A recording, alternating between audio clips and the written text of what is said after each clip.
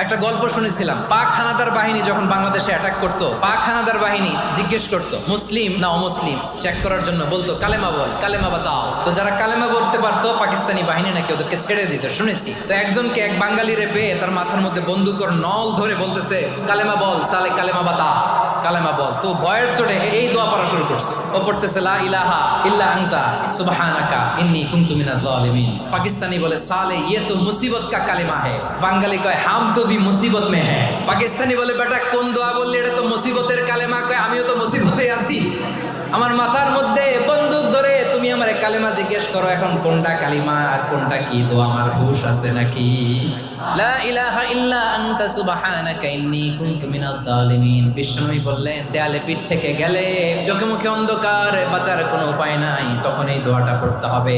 এই দোয়া পড়ে আল্লাহর কাছে ফরিয়াদ করলে বিপদ মুক্ত করবেন কে?